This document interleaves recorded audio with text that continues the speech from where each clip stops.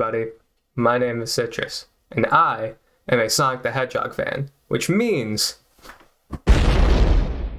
that I hate Sonic the Hedgehog. The last time that we talked about Sonic Frontiers, I was a little on the less hopeful side. I was still optimistic, I was still hoping for the best, but things weren't looking too great in our initial 2 gameplay previews. The world premiere gameplay was kinda weird looking, it looked pretty boring and empty, but the combat looked pretty cool, so I was feeling very mixed at the time. I was not really sure what to think of the game yet, and I had a feeling that as more information would come out, that opinions would definitely sway. And sway they have, because we've gotten a ton more information since then, and my opinion has changed dramatically. Spoiler alert, I am very excited for this game now. But that's enough beating around the bush. Let's get into some of this new information that we have been told, and I'll give you guys my take on it. I think the biggest thing that's made me kind of turn around my opinion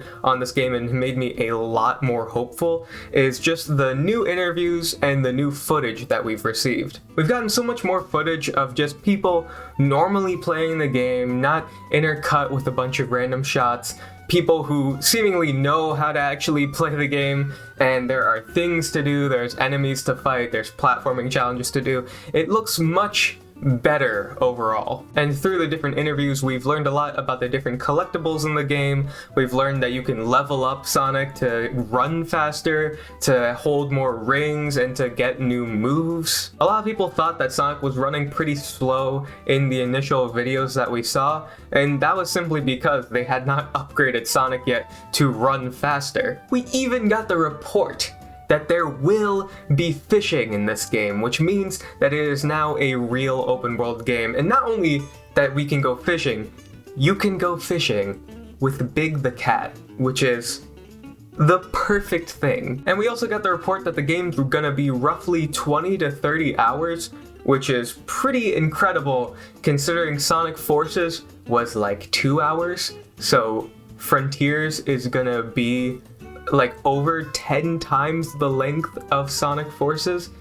That's pretty crazy to think about, and I think 20 to 30 hours is a really solid length for a sort of open world action style game.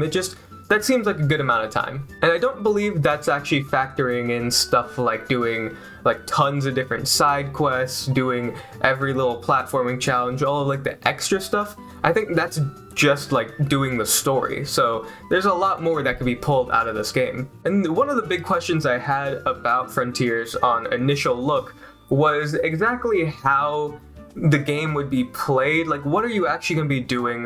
What's the progression like? And since then, we've actually gotten a very detailed look at sort of how the gameplay loop works. So you start off in the open world, you're leveling up, you're exploring, you're doing whatever, so that you can get strong enough to fight those large Titan bosses, because defeating them will give you these things called portal gears, and these portal gears are what you need to access these cyberspace levels, which we'll get to in a minute. But doing these cyberspace levels, doing the different challenges in them, will grant you vault keys, and these vault keys give you access to vaults holding the Chaos Emeralds, which is ultimately the end goal. So you're leveling up to fight Titans, to get portal gears, to get into cyberspace, to get the Chaos Emeralds. In a weird way, it's kinda like a very expanded version of the hub world from Sonic Adventure, where you had to do little things in order to get into some of the levels. Now it's much more expanded. You have to do quite a few things before you can actually get into these cyberspace levels, and I actually really like that idea. My initial idea and thought when I heard an open world Sonic game was pretty much this. It was taking those hub worlds from Adventure and expanding them, having more to do in them, so that they would kind of lead seamlessly into these more level-like levels.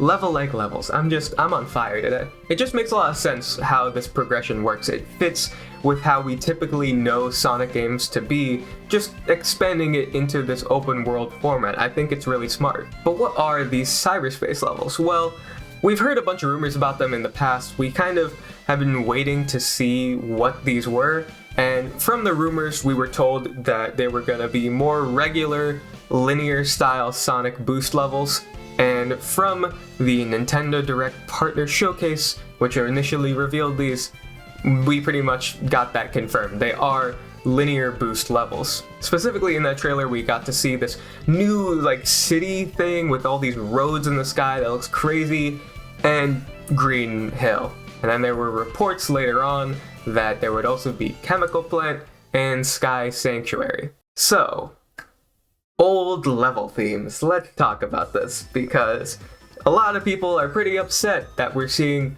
Green Hill again, we're hearing Chemical Plant again, we're hearing Sky Sanctuary again. These are all levels that we've seen done before in the past, and people are kinda sick of them. Now I will add that in pretty much all of these different interviews of people talking about playing the Cyberspace levels, they said that they really enjoyed it. They said that they were a fun part of the game. So while it sucks to see these level themes repeated, if they're done well, they'll still be fun levels. However, that does not change the fact that using Green Hill, using Chemical Plant, Sky Sanctuary over and over and over again is just boring and incredibly lazy. Again, these levels can have amazing level design and, be super fun to traverse. However, they're always going to be compared to their predecessors, because we've already had really good versions of Green Hill, really good versions of Chemical Plant, really good versions of Sky Sanctuary, so they're always going to be directly competing with those versions, whereas a new level, like the city level, it's not going to be compared to everything. It can stand its own ground, have its own identity. Potentially, maybe, think about this, Sega, in the future, you could use that level for nostalgia bait. It's just kind of a shame when we know this game's been worked on for so long, and they still can't come up with new ideas for these levels. And I'm not saying that these levels are going to be bad. In fact, I think they're going to be pretty good. They look pretty good. But it just kind of lessens the identity of Frontiers. Frontiers so far, from what we've seen, is very mysterious. It's got this whole island theme with this ancient technology. It's got a lot of stuff going on. It has its own very distinct identity from other Sonic games. So throwing old stuff like Green Hill, Chemical Plant, and Sky Sanctuary, it just kind of feels like you're throwing in stuff that doesn't fit with this game's identity, and stuff that we've just seen over and over and over again. I want to repeat, I don't think it'll be bad. It's just kind of lame. But to sort of summarize all the gameplay stuff, which is kind of like the main stuff that I was worried about in my previous video, the game looks a lot better now. It just looks way more fun. It looks like there's more things to do. The gameplay loop actually makes sense. It sounds pretty fun and like a very logical way to progress through an open world Sonic game. Cyberspace looks cool even despite all the reused level themes. The big thing that I'm worried about, even beyond the reused themes, is just if the open world will really stand on its own. When you're doing this sort of expanded hub world approach, where the open world is sort of like a means to get into these cyberspace levels, you definitely need to make sure that the open world doesn't feel like you're just biding your time until you get into the linear levels. It needs to hold its own ground. It needs to be fun in its own regard. Now we've seen these platforming challenges and the enemies that you fight and all of that, and that's all well and good, but really what I want to see is just someone spending like a half an hour to like an hour just exploring, just doing whatever in the open world and seeing what they get done, what they do, like all the stuff that you can do in the open world when you're not doing the cyberspace levels, when you're not fighting titans. Like, what is gonna be the majority of the gameplay? What are we doing like 90% of the time, With that said though, I am fairly confident that they will succeed in this, because from what we've seen, it looks pretty fun, just running around the open world and doing stuff like fighting enemies and doing the challenges. It seems alright, it seems like a good time. And that leads me into my next point about the music, because I was a little bit worried about the music from the initial gameplay previews and trailers and stuff, as well as interviews. Everything that we had heard up until that point from everyone who was working on the game was just like, oh, it's a very somber game, it's a very mysterious game, we're using these light piano melodies to really give it that pretty much Breath of the Wild feel. I hate to say that, and I hate to repeat that kind of sentiment over and over and over again, but it's true. Breath of the Wild did the same thing, where they had very light, minimal music at certain parts of the game, just to keep a little bit of atmosphere, and that's what they were trying to do here, which is fine. But Sonic isn't Zelda, you know? Sonic has lots of fun rock music, lots of high energy stuff, and that just felt missing from a lot of the initial stuff that we were seeing. And from their words in interviews talking about how they want to keep that sort of mysterious energy, I had a fear that we would not be seeing that kind of high energy Sonic music that I've grown to love. And well, all my worries have pretty much been quelled, because in the recent Nintendo Direct trailer, we got to hear just a little bit of an amazing track from Sonic Frontiers. Attack enemies standing in your way. Chain together attacks to trigger combos and rack up damage. With good timing, you can even deflect enemy attacks. Acquire skills to bolster Sonic's arsenal of moves.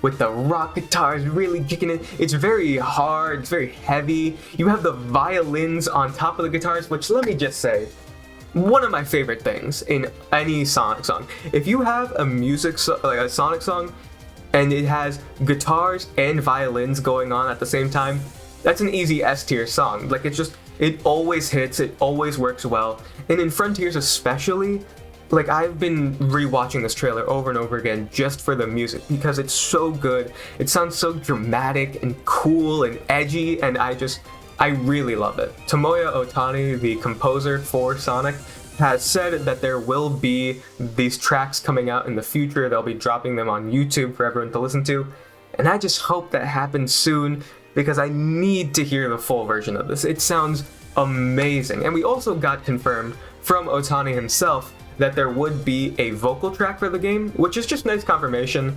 I had a feeling that we would get a vocal track for the game, just because all Sonic games have vocal tracks, so I figured this one wouldn't not have one.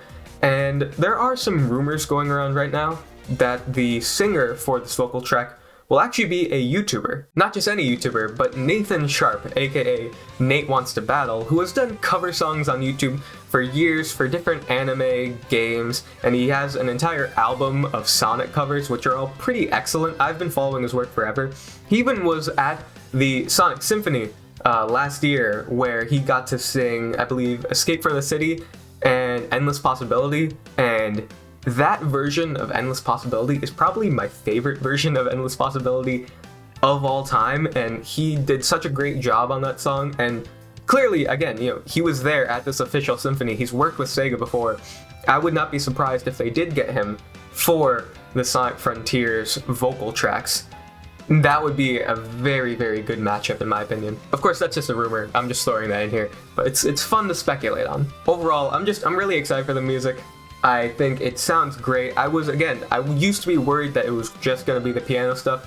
My worries have been quelled. I'm really excited to hear the songs, and I'm really just excited how all of this is sort of coming together with the really serious and sort of stoic music, with the bits of story that we've seen, which we'll get into more of the story stuff in a minute, and the mysterious nature of the Starfall Islands. It's like all of this stuff is sort of coming together in a really nice way, meshing together and creating a Sonic game that I'm very, very excited for. One that seems like it's finally taking itself more seriously. And we definitely see that in the story, which I will give a brief sort of synopsis on right here, and then we can talk about it. So what we know so far is that Eggman has tried to take control of the ancient technology that he's discovered on the Starfall Islands by using his new AI called Sage.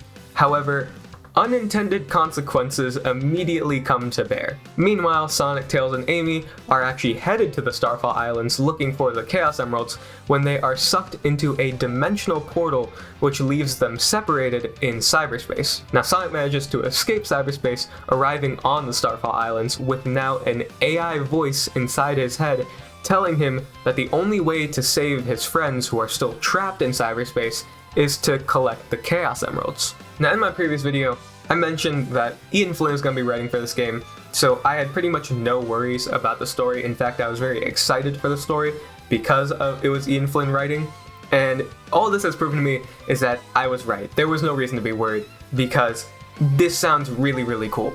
I think a lot of the best Sonic stories tend to be about Eggman messing with something that he shouldn't, like some sort of ancient god or some sort of brand new technology that just goes wrong, he betrays him, whatever, and then Sonic has to go and clean up the mess. And that's basically what we're seeing here with Eggman's new AI known as Sage, who we'll get into her in a second, along with the stuff with cyberspace, Sonic's friends being trapped with this voice inside his head.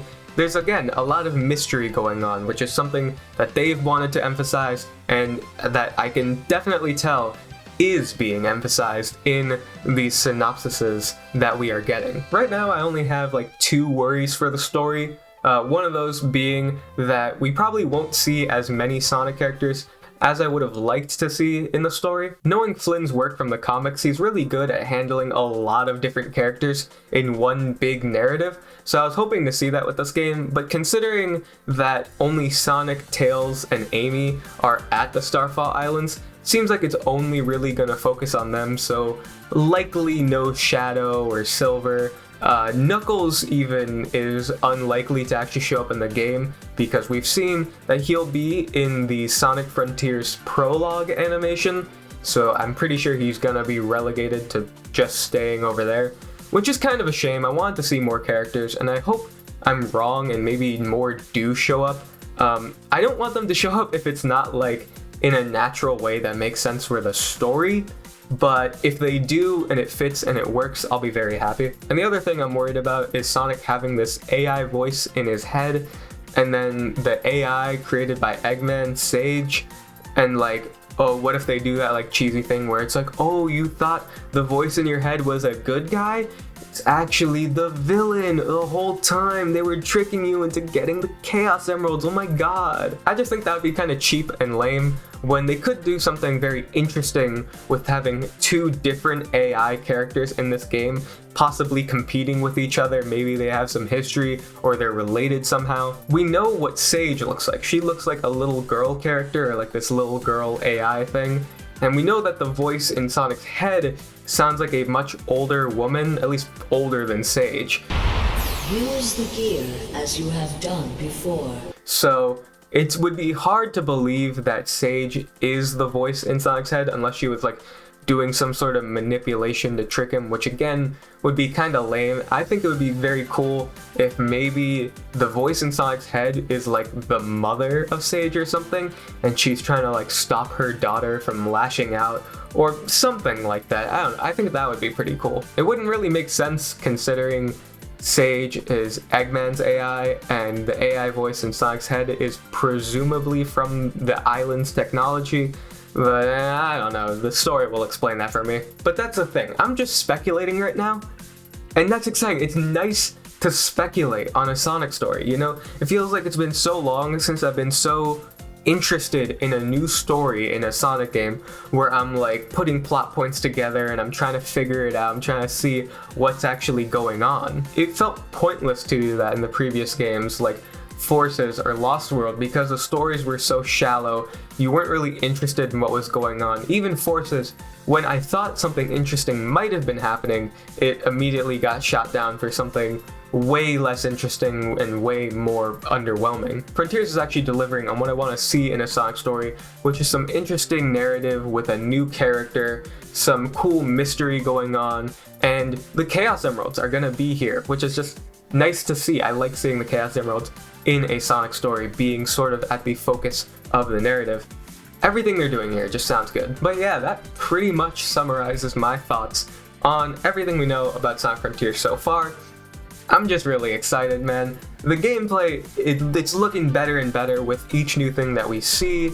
The music sounds amazing, the story looks cool. I'm so excited. I really just want to get my hands on this game. I want to see what it's like, and I want to see more of like, you know, supposedly there's going to be different islands in the game. I want to see more of this Sage character. There's a lot that we still want to see and I still want to know about the game. I'm not quite ready to say that it is like going to be amazing and it's gonna be like my favorite Sonic game ever or whatever. There's still some things I want to see. Again, the open world, I still want to see more of that aspect of the game. I still want to see more to do with the story. I want to hear more of the music, but I'm fairly confident that this will be one of the better received Sonic games, at least at this point. It's sounding pretty damn good. But anyways, I think that wraps it up for my thoughts on Sonic Frontiers. Thank you guys so much for watching today's video. If you enjoyed it, click the like button, subscribe if you want to see more videos like this. Comment down below your thoughts on Sonic Frontiers so far, whether you've been loving what you're seeing, whether you've been hating what you're seeing, any theories you have on the story or anything like that. Let me know all that stuff down below. And once again, thank you guys for watching. I'll see you all later. Peace.